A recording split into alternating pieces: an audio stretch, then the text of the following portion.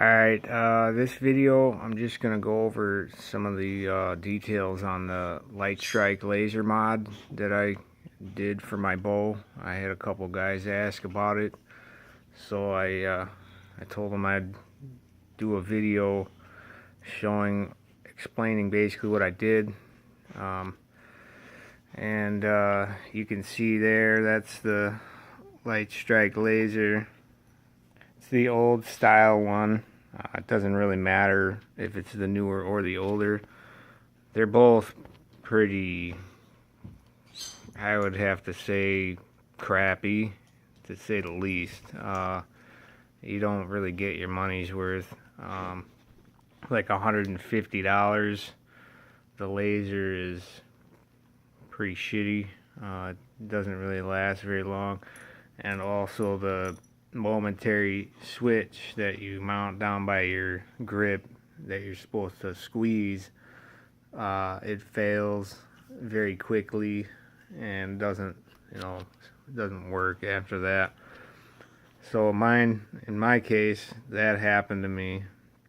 They advertise I believe it's a 5 milliwatt laser green. I think it's 532 nanometer wavelength, which is green. They use green because it's high visibility. The human eye detects green very well, so they use that color. You can get high-powered red, blue, I believe there are other colored lasers as well, but you're not going to see them very well, especially when you're out on your boat and you have your bow fishing lights on and everything like that. I use my laser not for aiming. That's why I bought it. But the way the refraction works with the laser, it actually compounds the problem because it refracts in the wrong direction, because you're shining light down into the water instead of looking at versus looking at a fish where the light is coming out of the water. So when you shine a light into the water, it refracts downward, and it makes you aim even higher. So you can, what you do when you aim with it, you can sight it in at a certain depth so you can hit fish at a certain depth. But if that depth changes, you're going to be aiming, your aim is going to be off. So these are kind of a gimmick, and they do not work as advertised. If you want to use one of these for aiming, I suggest sighting it in for surface or near surface shooting, to minimize the refraction. That way, if there's a fish near the surface, you can aim this laser right at it and you'll hit the fish. Yeah, I use my laser to, I forget I have it on there sometimes, but I use it to point at fish for guests that I'm with that are having trouble seeing into the water. Say I see a fish that they don't see, I'm saying, it's right there, it's right there. They're like, where? That happens all the time. So I flip the laser on and I point it down at the fish, and then they can see exactly where it is. I also, my laser, the 5 milliwatt laser that was in there originally, it died on me.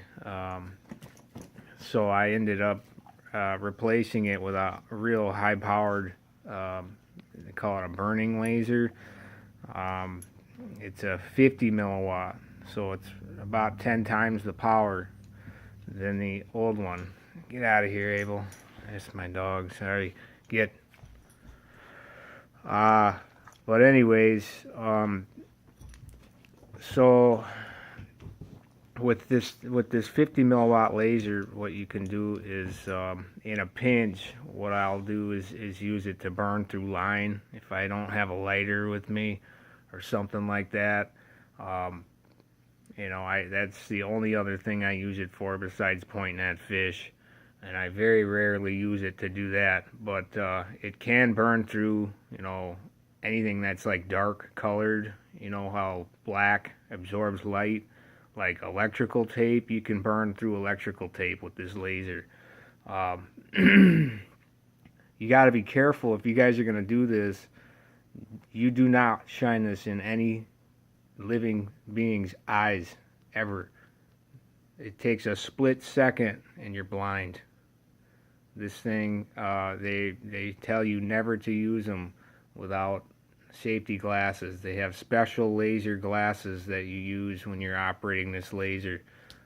So, this may not be for everybody. It ain't a toy. Don't be playing around with that thing. Shine it in people's eyes. But anyways, back to the original mod.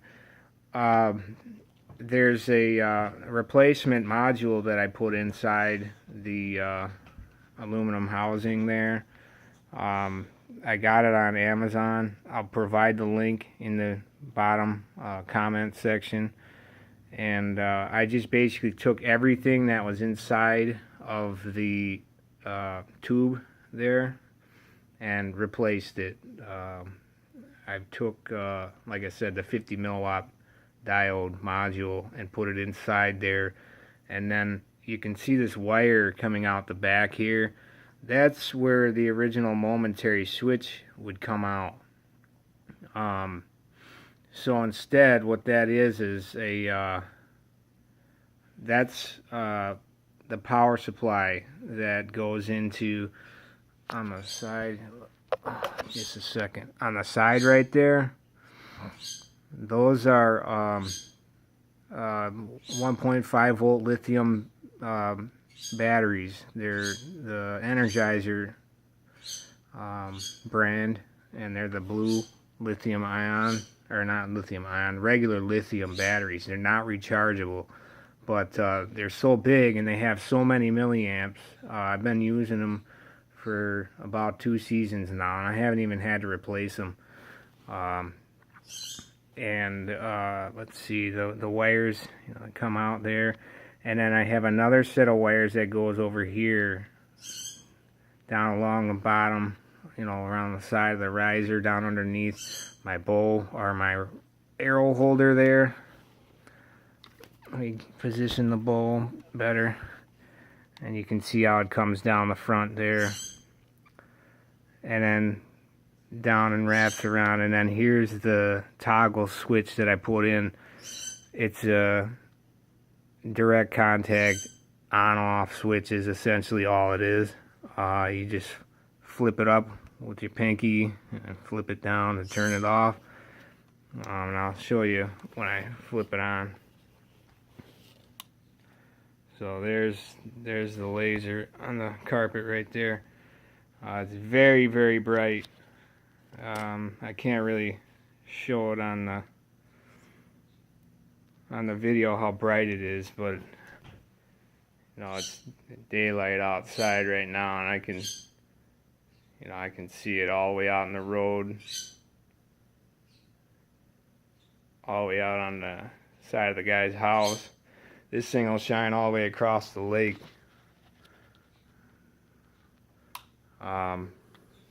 So yeah, just up and down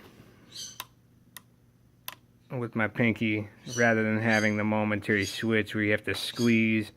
That can also mess up your aim, so it's nice to be able to just flip it on and then concentrate on holding your bow the way you normally do, instead of trying to squeeze the momentary switch. That's pretty much all there is to it, This switch just breaks the power circuit from the AA lithium batteries to the laser diode module that's inside. I personally took a little aluminum heat sink from like a Northbridge chipset on a motherboard. I cut a little piece and used some thermal adhesive on the chip in there just to help dissipate some of the heat that might build up in there. So it wouldn't burn out the chip. you know, probably not necessary. It's just the over precaution that I did to help protect it. One thing I want to point out though is that these lasers,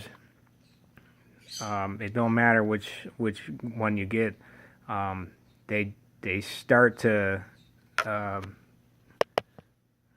break down at a certain temperature, so they don't work as good if you're in real cold weather. And if it's really cold out, like where I'm at in Wisconsin, it gets really cold sometimes, and the laser won't even turn on if it's that cold out.